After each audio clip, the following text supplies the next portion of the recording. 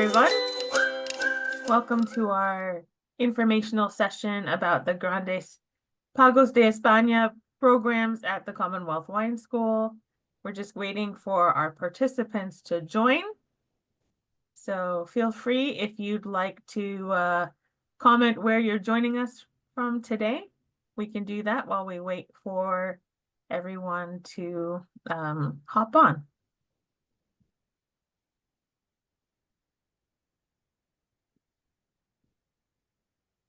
And feel free, as we're going through this webinar, if you have any questions, feel free to put those into the Q&A or the chat. We will have somebody monitoring for the questions, and they'll be helping me to field the questions, and then I can get to your responses. All right, we have somebody from Cambridge. That's the Commonwealth Wine School. That's where we're based.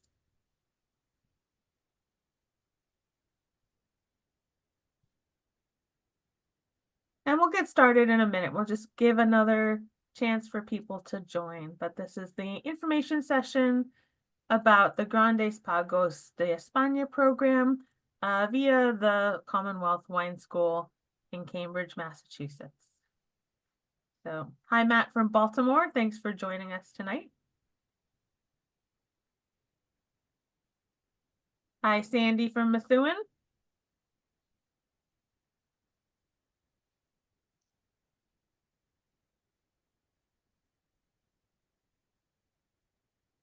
And I'll get started. So welcome everyone. My name is Erika Frey. I'm one of the instructors at the Commonwealth Wine School that's based in Cambridge, Massachusetts. Yay, the Finger Lakes. Hi, Keith. Hi, Ross. Nice to see you, Jeff. So tonight we're doing an informational session about the Grandes Pagos de España, which is a winery membership organization in Spain. And they have recently developed an educational program that we are now offering at the Commonwealth Wine School. So I'm here to tell you a little bit about the organization, as well as the programs that we are offering through Grandes Pagos de España. And I'm also going to give you a little bit of a preview of a trip that we are organizing to Spain this June that is in conjunction with the Grandes Pagos de España winery. So not only will you have a chance to learn about some of these wineries, but for those of you who are interested, you could have a chance to also visit them in person. So I'm gonna actually share a presentation, start talking a little bit about the Grandes Pagos organization, a little bit about what is a Pago and why is this important now in the world of Spanish wine? And then give a little preview of what you might see if you decided to join us for the Terroir Workshop that has been developed by this organization, or on the trip. So let me share that presentation with you now.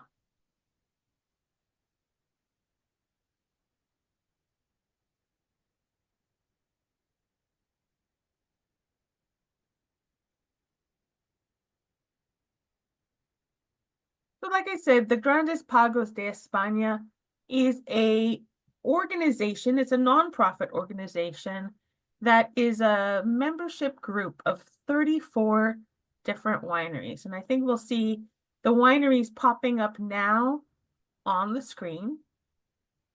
And this is an organization that has been growing for the past 25 years. But basically, these are all producers. They're single estate producers. They're producers that have ownership of some very unique and valuable terroir in Spain.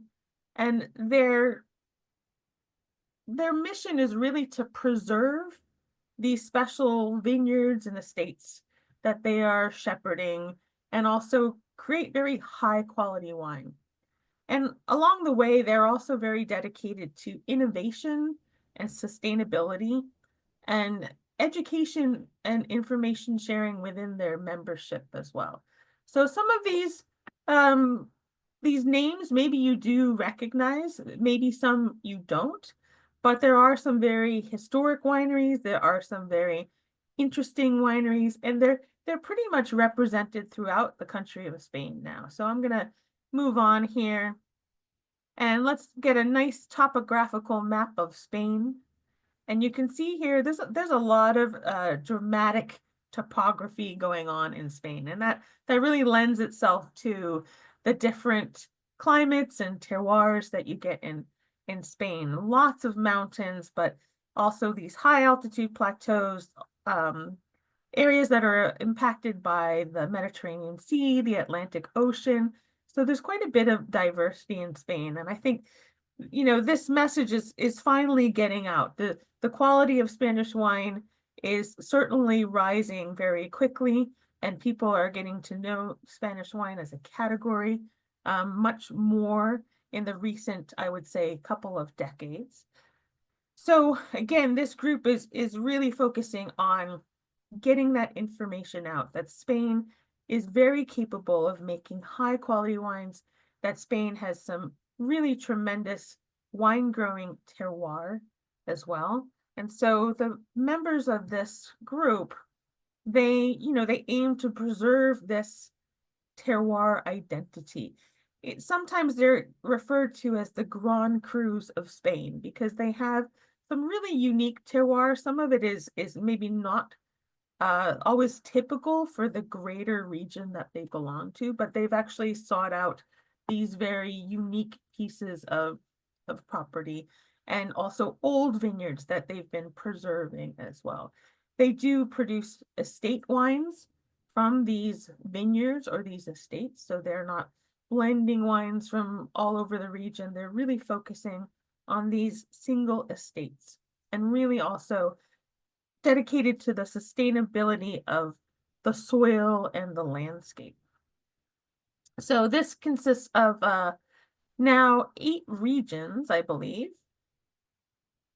So the group now has representation in 8 different regions. So we have everything from Green Spain in the north, Catalonia, the Ebro River Valley region, that's where we find Rioja.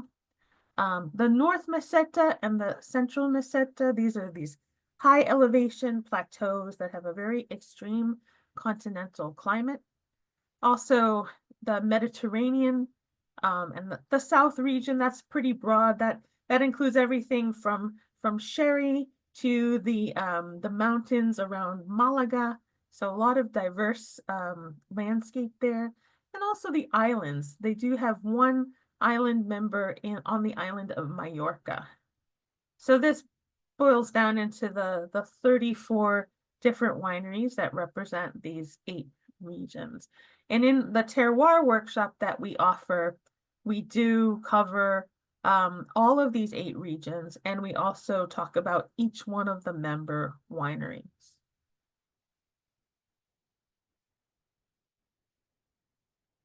So just to give you a background about the legal framework of wines in Spain, there is a classification system. So you can compare this to, say, the AOC, the appellations in France, or the denominazione in Italy.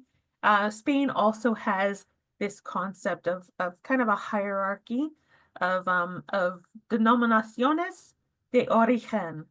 And so the DOP level, which is sort of the highest level, includes things like vino de pago.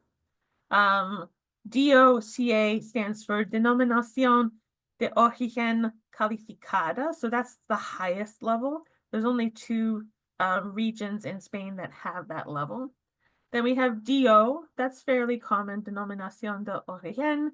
And then we have the Vinos de Calidad, which is sort of a in-between level. These are the wineries that are hoping to get, or the regions, I should say, hoping to get promoted up to the DO level. So these are usually very specific regions, some smaller terroirs, but they also do include some larger regions. For instance, the largest DO in Spain, and actually I think also in Europe, is La Mancha, which is in the central part of Spain. So it's a very big region, but it's also classified as a DO. but you can have much smaller DOs as well. Then going down into the hierarchy, a broader like territorial area or IGP classification would be Vino della Tierra. So that would be similar to like in France, the Pays, like Pays d'Oc, the IGT wines in Italy. And then of course you have just Vino de Mesa. So that could be, table wine that's from anywhere in Spain. So the one I want you to sort of take note of is this Vino de Pago. That might be something that you haven't had much experience with yet. Pago in this context means like a single vineyard or single estate. So there are pieces or parcels of land that have this classification. They are basically a DO of their own, right? It's just one piece of land. And there's usually a reason for it. It's something about that terroir that's very special. Could be a soil type, could be the type of microclimate that it has. So there's something special about that parcel of land. So there are, I think now about 24, 25 Vino de Pago designations. And Vino de Pago is associated with some of these Grandes Pagos wineries. However, not all of them are Vino de Pago. So that's something that's a little bit confusing.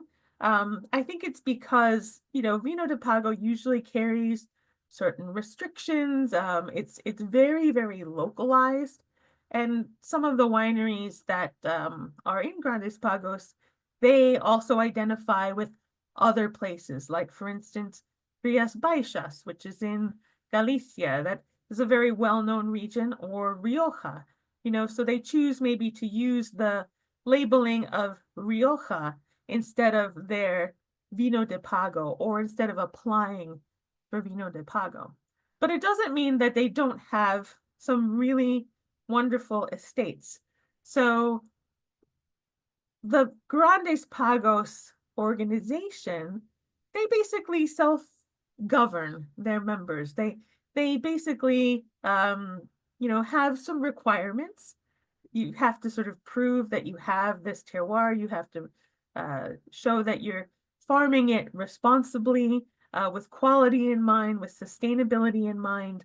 And you don't have to be Vino de Pago. So I think out of the 34 members, there's maybe 6 or 7 that have Vino de Pago status, but they all are considered estates that have this level of quality in the land that they farm.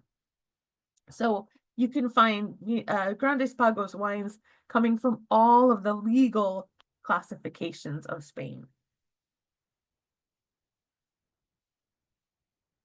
And again, here are some of the faces behind these wineries.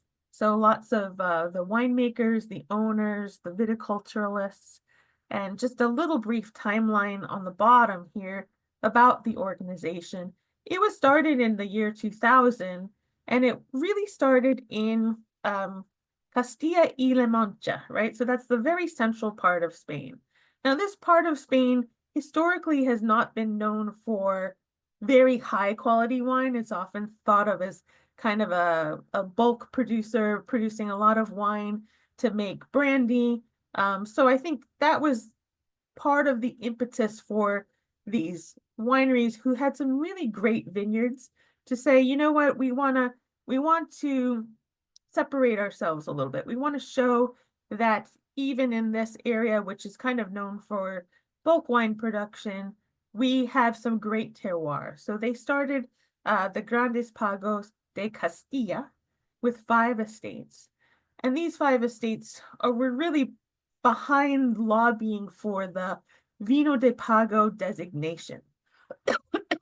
So most of those original estates do also have the Vino de Pago classification, because they really wanted to differentiate themselves from the greater region that they were a part of.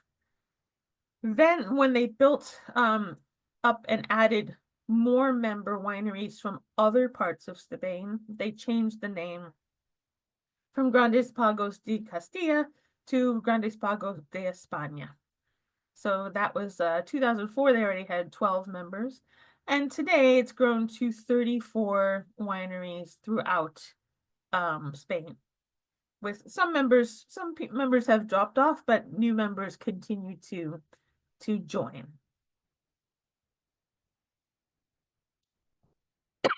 Excuse me.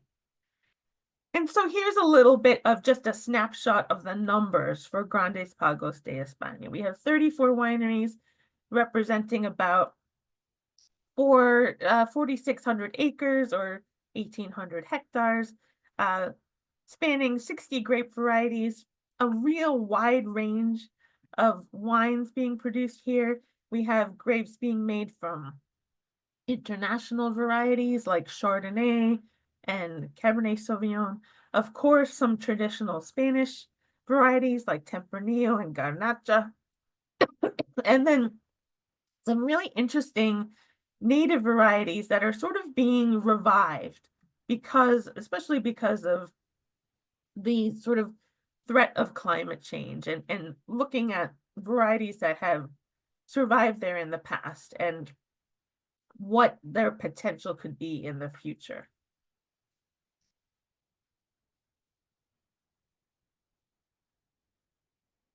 But you can see these are all pretty small production and very high quality production as well.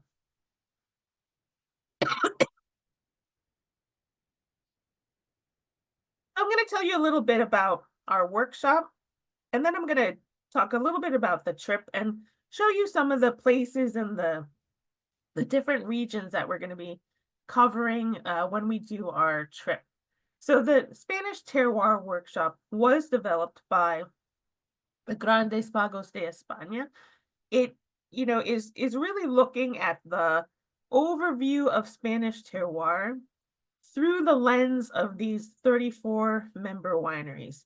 So we are offering this course at the Commonwealth Wine School in person on Sunday, Sunday, February 2nd, and then Sunday, March 9th. Now, these are full day sessions. So 9 to 5, we're going to be tasting lots of wine because we have to cover all 34 of the wineries. So I've broken it up into kind of northern Spain and then southern Spain. So on February 2nd, we'll focus more on northern Spain. And then Sunday, March 9th, more on southern Spain. So this includes access to some of the educational materials from Grandes Pagos de España. You'll have instruction from me, and we'll talk about Spanish wine, the regions, the terroir, history, culture. We'll look at the 34 different wineries. We'll taste wine from each one of the member wineries, and we'll take you for lunch as well. So, a lot of wine, you gotta sort of soak up some of that wine with some food. And there's also a certification exam. It's 20 questions. You need 70% to pass, and that will be at the end of the day on March 9th. And then, if you are interested in all these places that you visit in the classroom or here in the presentation tonight, you could see some of them in person. So we are actually organizing a trip. This is through Sagres Vacations, which is our travel agent that we're working with, and also working in conjunction with Grandes Pagos de España. So we'll be visiting 7 of the wineries. That's going to be at the end of June. So it's 9 nights, 7 wineries, all Grandes Pagos de España members. So, and they know it's going to be a group from the school coming. So this is going to be a very special reception. We're going to be hitting 4 cities. So we're starting in Bilbao, which is on the north coast, and then we'll be going to Aro, Valladolid, and Madrid. So it's pricing a little over 5,000 for double occupancy, but compared to some of the other wine tours I've seen, which are only maybe like 5 days, it's a great value because you're getting 9 days, 7 wineries, 4 cities. A lot of meals are covered and also their transportation within Spain. But let me give you a little preview of some of the places we're going to be visiting, and we can start to do some of that exploration of the terroir. So we're going to start on the north coast of Spain. So this northern Atlantic coast is often called Green Spain because here you actually get a lot of this maritime influence. You have influence from the Atlantic Ocean where there's quite a bit of rain. The temperature variation is not a huge range. It doesn't get very cold in the winter or very hot in the summer, but it's warm enough, certainly, to grow grapes. And that green Spain comes from the fact that they do get a good amount of rainfall throughout the year. So it actually looks green, it's verdant. There are some mountains here as well. So there is a great diversity in terroir and microclimates based on the different mountainsides and elevations as well. So we are going to be in Bilbao, and we're going to be visiting Astobiza, which is a very special chocolina producer. So we're going to zoom in on Astobiza. And many of you maybe have heard of chocolí or chocolina. It is these wine growing regions in the País Vasco. So this is the Basque region of Spain on the very northern coast. And Basque region is very interesting. There's they have their own language. It's a language that's not really connected to any other Indo-European language. They were never conquered by the Moors as most of the rest of Spain was at one point. So there's really a unique personality. And if anyone's ever been to like Bilbao or San Sebastian, like certainly wonderful culture there as well. Food culture. We have the Guggenheim Museum as well. So we'll be visiting Bilbao. But every day we'll be going to a winery. One of the nice things about this trip is the pace. It's not going to be super densely packed, fast paced. We're going to do kind of a winery a day, but that will allow us some time to also explore the cities that we're staying in. So here's Astobiza. So they're in the Álava region. So they're kind of up away from the coastline, a little bit higher in elevation. And the chocolate that they produce isn't sort of the typical style. Most of us probably have had some chocolate. It has a little bit of fizz to it. It's usually very light. Either white wines. I know the rosés have also been popular. But Astobiza makes kind of more of a serious style of chocolate. It's a little bit more concentrated, a little bit more dense, something that might even be age worthy. So this is a very unique producer that we're going to be able to visit. A little bit, again, higher altitude. So thinking about the terroir, a little bit up away from the Atlantic. I'm sure still having some maritime influence, but it's a little bit closer to almost Rioja, right? Because Rioja also has this sort of Alavesa area where it's influenced by the mountains and sort of the Basque culture. So you can see here some of those hillsides in the background. And, I think it'd be really exciting to taste. I'm sure we'll have a chance to taste other chocolate as well, but specifically from this area where it's a little bit higher elevation. Then we're going to make our way down to Rioja. So we'll kind of cross over the mountains here, and kind of around here, I think is Haro, very famous city for Rioja. This is where the train stations was, so a lot of the wine was being shipped out of Aro. And you know, here I always call Rioja kind of the sweet spot in Spain. It has a little influence from the Atlantic, but not a lot. It maybe even has a little influence from the Mediterranean. You can see it is along this Ebro Valley river, river valley. And the Ebro starts in the Cordillera Cantabrica, which is the dividing line between basically the Basque region and Rioja. And it flows into this wide valley, which then empties into the Mediterranean. So Rioja is sort of in this sweet spot. It's protected by mountains almost all the way around. So it never really gets too hot and it never really gets very wet. And it has like a very sort of temperate climate. But again, with all of these mountains, you get all these different terroirs. So one of the things that's developing here is really studying Tempranillo as a varietal and all the different influences that the climate and the soil and the different locations have on the Tempranillo grape variety. Here we're going to be visiting Finca Valpiedra.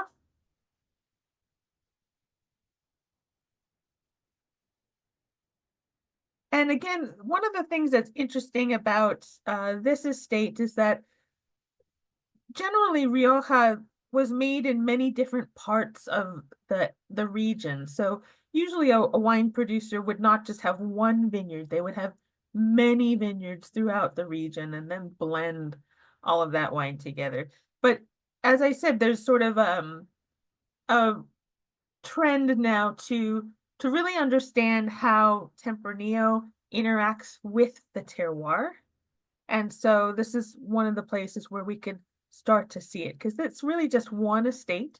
And of course, maybe they have some diversity within that estate, but they're really focused on just one parcel of land. And they're also focused on Tempranillo and really understanding the Tempranillo that they have in their vineyards. So they're doing genetic research on the Tempranillo. They're doing massal selection to really select for the best sort of naturally occurring Tempranillo that's in the vineyard.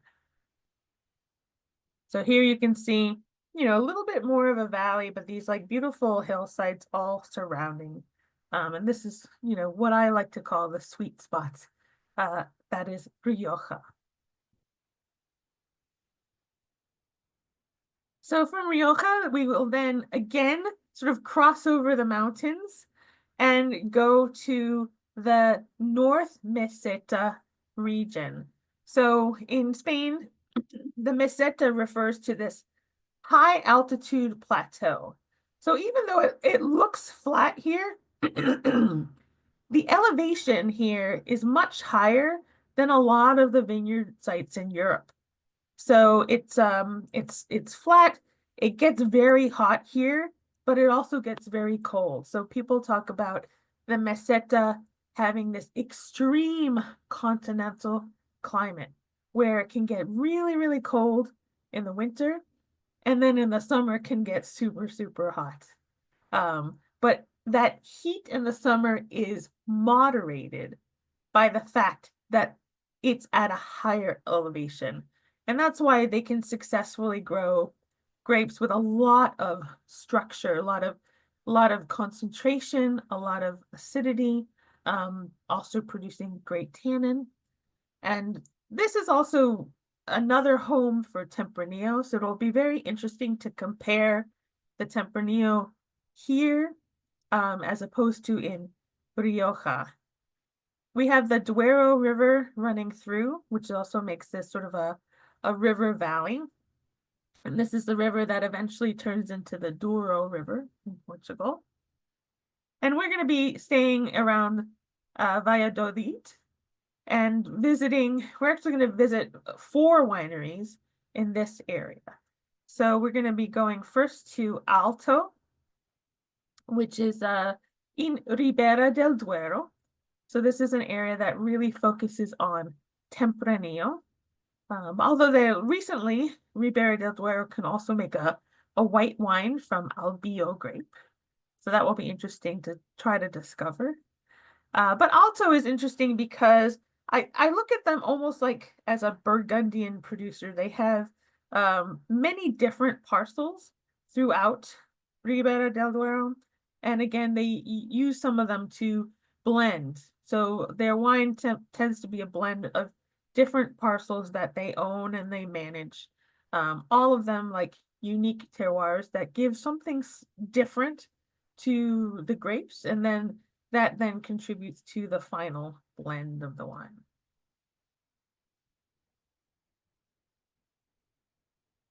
And this is relatively, I guess 26 years they've been around. A lot of these wineries have some history and pedigree, whether it's from a family that has a long history in winemaking. But really the quality in Spain started after the sort of the death of Franco and then the entry into the European Union, where the subsidies from the European Union really upped the equipment and the quality that they could produce. So we see a lot of these modern wineries really starting like in the 80s, 90s. So here's some beautiful large casks and beautiful facilities here. Each one of these wineries is kind of as part of the mission of Grandes Pagos. They're supposed to be leaders in innovation. So often they have some sort of technology that they've introduced either into the vineyards or into the winery that is really sort of moving them forward and also helping the organization in general because they do share a lot of this information with each other. So the next winery that we'll visit is going to be Abad&iacute Retuerta. This is one of the oldest wineries because it is a former monastery. And I want to say, well, maybe it'll tell us, I think it was established in like the 1300s. So it's a very, very old parcel of land. So this is an example of really trying to preserve some of the historic vineyards of Spain. And Retuerta is referring to the bend in the Douro River. So this is located in a bend of the river. It's also now it's a sort of a luxury resort. So the Abbey has been turned into a hotel, and we will actually have lunch at the restaurant while we're visiting here. And they just fall outside of the Ribera del Duero designation. So they are one of the wineries that actually has recently applied for the Vino de Pago designation. So they are Vino de Pago Abadía Retuerta, or you can also refer to it as DOP Abadía Retuerta. So that's what they can label their wines as opposed to like Vino de Tierra, Castilla y León, or something like that. They do a lot of really deep research into the different grape varieties and how they're suited to the different soil types that they find on their property. So they've really been working on putting the right varieties into the right soils, but they're also trying to experiment with some different varieties that maybe have some potential in the future. So you'll see there's a little bit of a mix here between international varietals like Cabernet Sauvignon, Petit Verdot, Syrah, but also some traditional Spanish varieties as well. When I was there, I did get to visit this when I did a trip last year, and they had happened upon some very old Tempranillo vines. I think they were at least 100 years old. They were kind of growing out in the forest that surrounded the vineyards, and they happened upon them. And now they're starting to try to propagate them as sort of these historical Tempranillo vines. So that should be interesting to see how it progresses. So let's see, did they say the year? No, but I think it is like at least like 1300s, maybe older than that. So very historic property. Then we'll go to Toro. So Toro, also in this North Meseta region. Again, when we go to Spain, there's going to be probably a dozen names for Tempranillo, but there's also different clones too. So the clones would be, genetically the same, but for some reason they've evolved outward differences that are different in different regions. So Tinta de Toro is the name for the Tempranillo that grows in this region. And here you can see a very standard practice in some of these old vineyards. They're not trellis, they're not using that vertical shoot positioning. These are old vines, they're old head-trained bush vines. You can see too, this is a very gravelly vineyard. So that gravel, just if you can kind of think of like Châteauneuf-du-Pape, those stones are just gathering the heat. It's already hot enough in this region, but they're gathering more heat and they're really radiating that to the grapevines. The bush vines are also great for shading. So when it does get really sunny, they provide natural shade to the fruit. But of course, very hard to harvest these. These need to be hand harvested. So, that's a lot of work. But hopefully it's worth it because when you taste Numancia, it's a really, really stunning wine. So let's see if I can move here. There we go. So this is in Dio Toro. Tinta de Toro is what they would call their Tempranillo or their clone. So it'd be interesting to see how they feel it's different from what you would see, say, in Rioja or in Ribera del Duero. And certified organic. Most of these producers are working towards organic certification. There's a few that are also going for biodynamic certification. So they're certainly dedicated to these practices, these sort of responsible farming practices that will sustain the soil and the earth so that they can continue to produce vines and other things. And then finally, we're going to have some white wine. We're going to go back. We've had a lot of red wine from Rioja to here. Now we're going to do some white wine. We're going to go to Rueda. So Rueda is an area that it really was kind of established because they were looking for a place to grow grapes for white wine. And so the grape that has been chosen is Verdejo, although we also see some Sauvignon Blanc planted in Rueda as well. And we're going to visit Finca Montepedroso. So they are based in Rueda and they are making Verdejo. And they're really trying to make Verdejo that is not just like the cheap and cheerful. I think the wines from this region have a couple of different personalities. One is sort of the cheap and cheerful, very easy drinking white wine, but there's many producers that believe that there's real quality to Verdejo. There's a wonderful like herbal quality that also is produced when you have these older vines or very concentrated fruit. And they're also using aging and lees contact to sort of give more body and a little more complexity to the wine. So making these wines a little bit more contemplative, like not something that you would just drink on a hot summer day, something that you would actually make you think about what you're tasting. Excuse me. So Rueda will be our final stop in the North Meseta, and then we'll cross some mountains again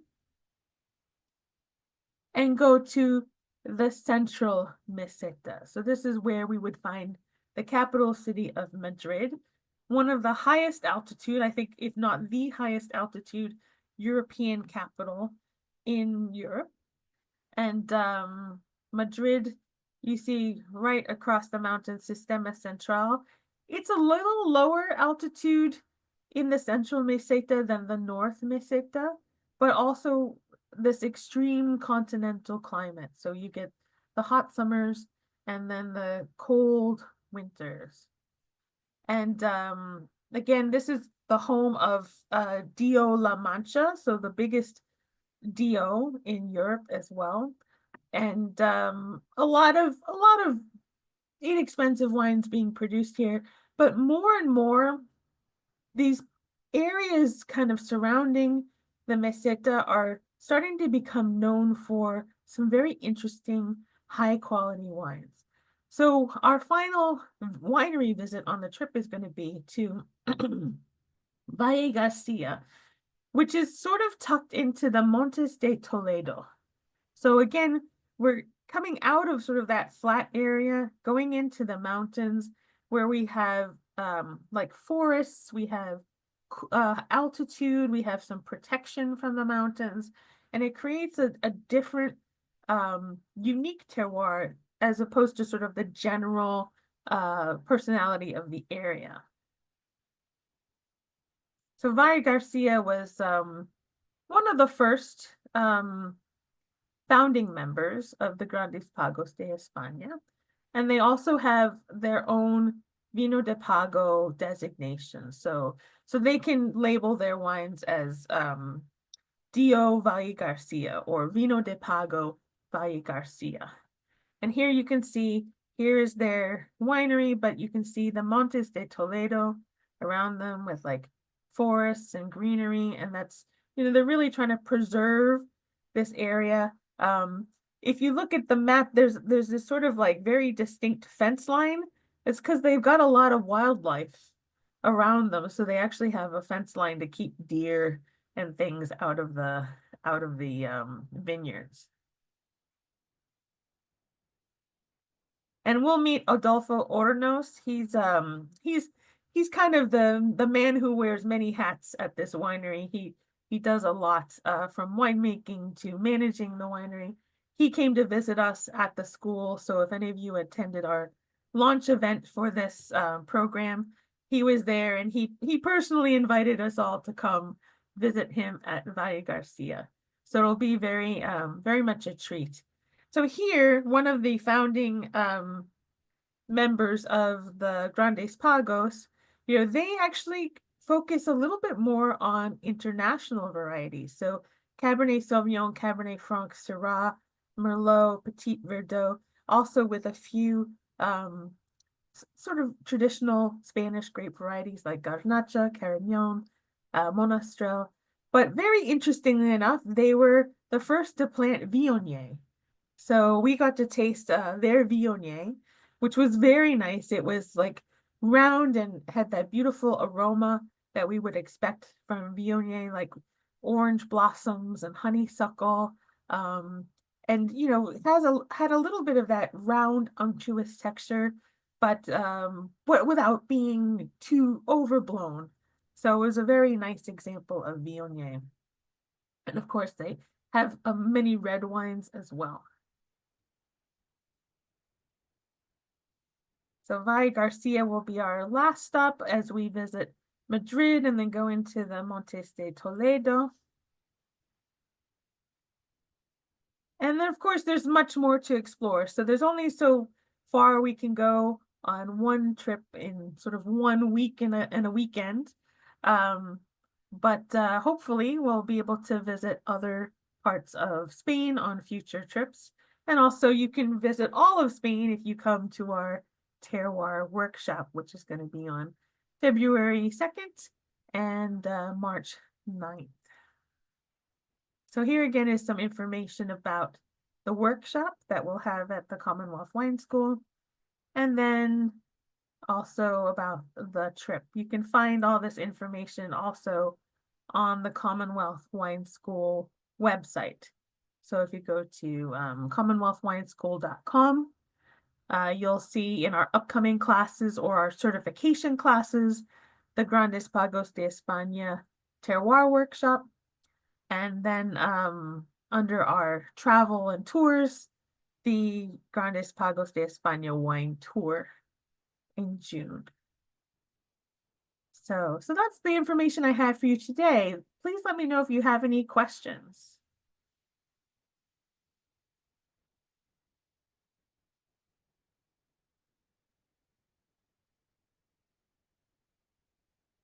I'll stop the sharing for now.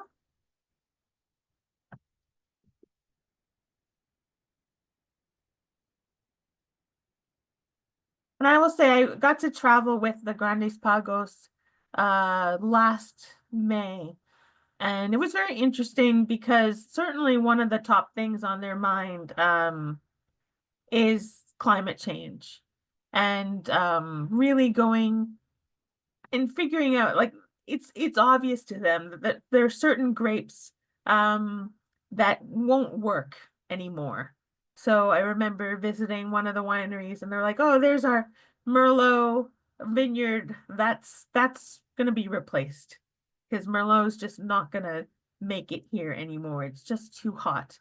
So they were looking to planting things like more Carignan, and also looking at, again, some of these interesting native varieties. So one of the ones we tasted was Sumol, which is grown in Catalonia and produced like a very kind of light and raspberry, red cherry type of wine, which, you know, was very much in contrast to some of these bigger wines that we see from the area.